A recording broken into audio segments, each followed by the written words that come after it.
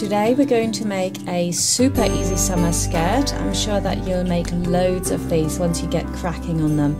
I've made this one for a Minnie Mouse costume, so you could do that, but you could also do other varieties with it.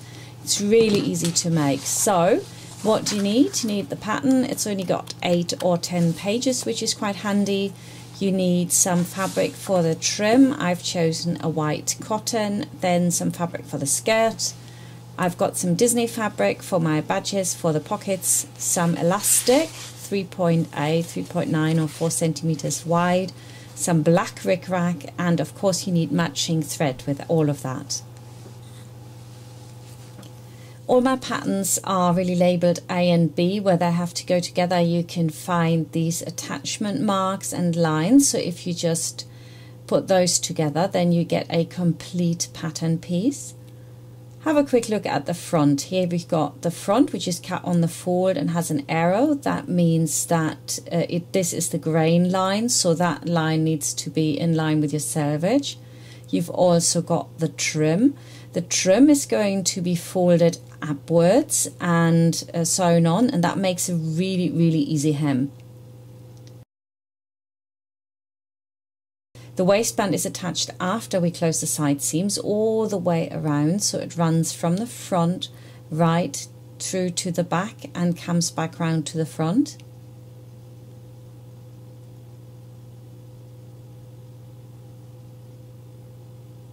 And with your pattern you always got a layout plan. In this case the selvages are folded inwards, but on this one I want to show you how you can save even more fabric by just doing it a little bit different. So what I do is I fold over my selvages into the fabric just as much as I need to get out what I need. I don't leave any spaces around what I'm cutting because the seam allowances are included, so whatever I've got left over I can use for a bow or for a scrunchie or something like that. When you cut out your front, including the dart, it should open out like this. If you end up with 2 pieces, then you haven't cut it on the fold. So same on the back. And your trims you cut out of the white fabric and the waistband. And again, they are cut on the fold. That's the little arrows that you can see here on the side. The waistband is a little bit longer, so I folded it over to get it out even more economically. Then for my Disney fabric, I use some Vilene to strengthen it. That's interfacing, which is ironed on so it can't fray.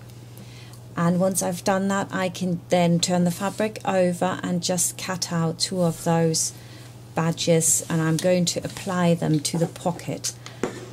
So that's really easy way of getting a very good look for very little money, because you can see how many are on there. I could make umpteen of these skirts and not run out. For the pocket you have to cut 2 in whatever the skirt is made in, and then you also need 2 in the white, which is also the trim, so that it's all coordinating. So we've altogether have 4. So you cut those out, and we begin by making the pocket as well. So the pocket is going to be folded over here and the Minnie Mouse is going to be applied, but I'm also going to put some rickrack all the way around it because I think it's really pretty. So the first thing to do is to put the right sides facing the fabrics together, and then we're going to sew all the way around. And I've seen this a number of times, that people leave an opening gap where they can turn the fabric inside out and they leave it on the curve. You want to leave your turning gap where you have a little bit of straight. That makes your life a lot easier. And it doesn't have to be a very big gap either. And then you just very carefully go all the way around. I tend to ease in the fabric as well. You don't need 2 hands for this really, 1 hand is good enough, but you can see me easing there. That's ever so important because you don't want the fabric to push and end up with a pleat. And they're really checked out, they can speed it up now and just go around it a bit faster. go backwards and forwards at the beginning and the end, and then you're ready to cut back your seam allowances. Cut them back to about 5mm all the way around, but then where you've got the opening, you don't cut it back because it would make it really small, that part. And we want to work out all our corners now really well. You can kind of rub them between your fingers and bring them out, and then put a pin in there where you've got your opening gap so that it's ready to be ironed, and then that'll stay like that. You also want to iron the flap down so that it's ready to apply the rickrack. And for the rickrack, you need to work out on your sewing machine which is a really good zigzag stitch. So on my faff it's a 2, and then I just zigzag all the way around. It's very simple. Go from the crease where you've got the ironing crease right to the other side where you've got the ironing crease again. And next we want to use the triple stitch, that's the jersey stitch on the machine. So if you move the dial all the way down on your puff machine, you get to that. And you want to triple stitch just around the top edge of the pocket now, the part which is folded down. And that looks really nice. It's almost like it's been embroidered. And then I'm going to put the Minnie Mouse on. Now for this one we're going to use satin stitch, so you must make sure that you have the buttonhole tension set, and then also find which width is best for you. That's a matter of taste really. So once you've got all your settings right on your sample, then you go all the way around your Minnie Mouse. Make sure that when you turn the fabric and you lift the presser foot, that the needle is actually down.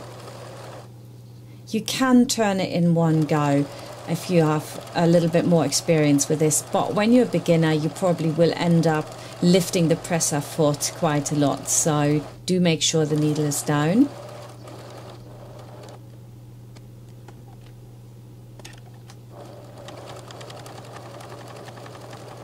And there we have our completed pocket. It's just absolutely lovely how that looks with that satin stitch. And you apply the pocket where you want it. Now the important thing here is that you don't bring the pocket in too close to any of the seams really.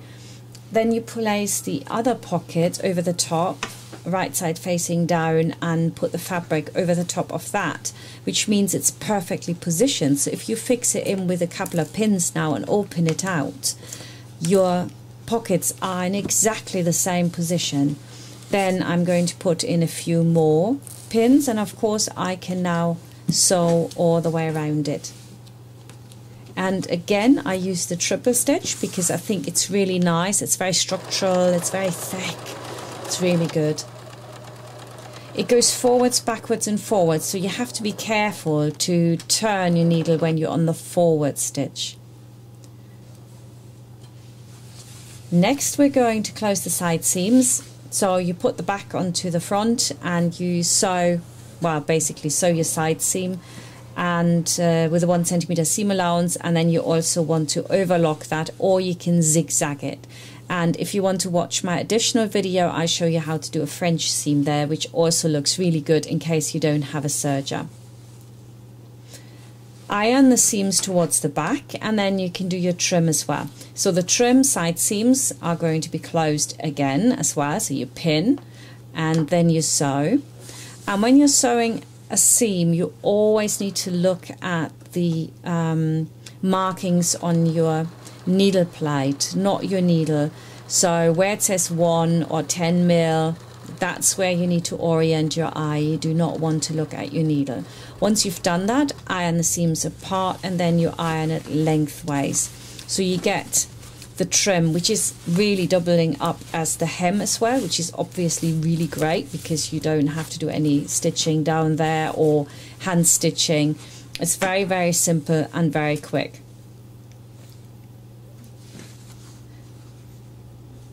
Now you take your trim and you just basically stick the trim inside your skirt and you pin it in on the side seams first. and then you put another pin into the middle on both sides, and that way you know that you've pinned it right. And also I would ask you to pin where you would sew, and that is so much better than putting the pins, say, lower down, so you don't have to take them out. It doesn't give you the control over the fabric as it is when you pin exactly where you're going to sew. Get into the good habit of taking your pins out as you go.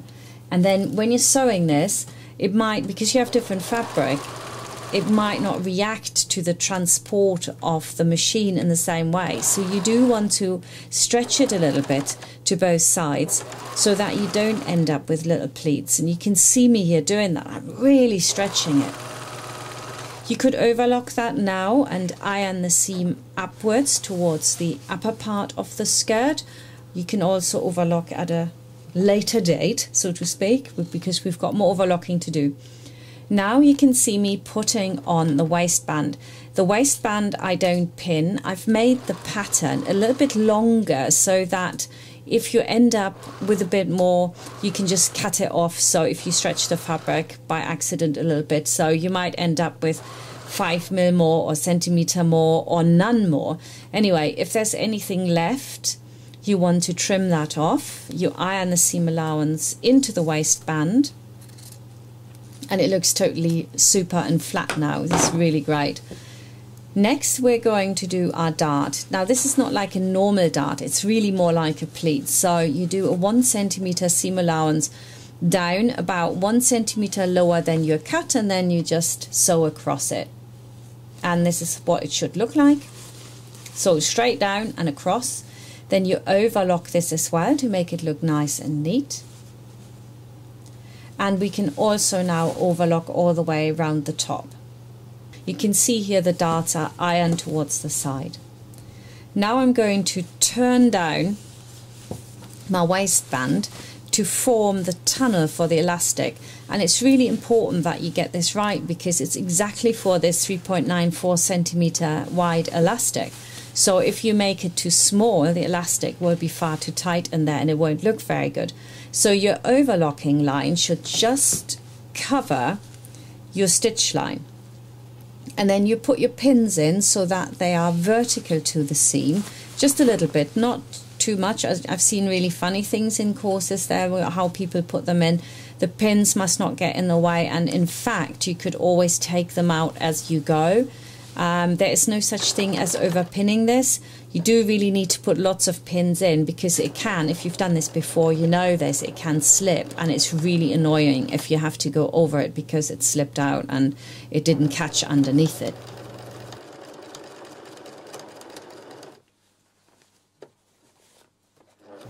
So when you get to the other side, you lock your stitches in again, and then you can have a look on the other side. And mine has caught perfectly, but that's because I've really pinned it well. I mean, there's a pin every 3 centimeters in my skirt. The final stage now is to put the elastic in. So if you fold over your elastic a bit, it's easier to put in. I would also say get yourself a really good safety pin for this sort of thing, a really big pin. And then when you put it through, you want to hold on to the tip of your safety pin, because if you hold it in the middle of the safety pin, what very often happens is that it opens up, and in the worst case scenario, you have to take it all back out, which is really annoying. And as you come to the point here where it could slip in, you just put a pin in there so that it can't go anywhere, and then you thread the elastic through right to the end. And when you've got it through, you can just secure it, and you can try it on your kid first and see, is this all right? I mean, you can go with the standard measurements, but you want to maybe try that. And also what I've done with my elastic is I've just sewn it together with a zigzag stitch there, which you don't have to do, but you can. And then I'm smoothing out the front, so it's totally flat in the front, and I just stitch down on the white fabric so it's held in place, so that if I need to let out some more at a later date, I still got some elastic in there and I don't need to redo any of that.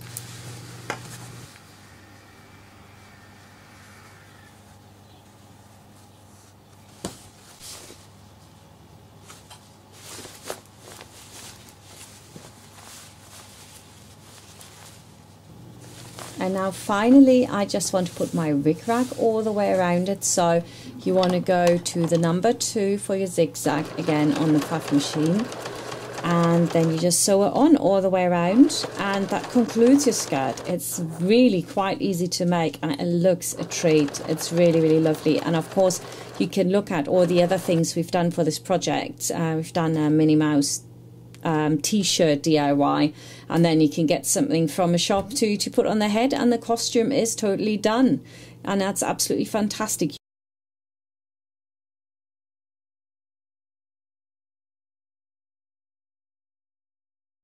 You can of course also make this variation, which is a seaside theme, or you could make it with a camper van theme. I mean, the options are literally endless.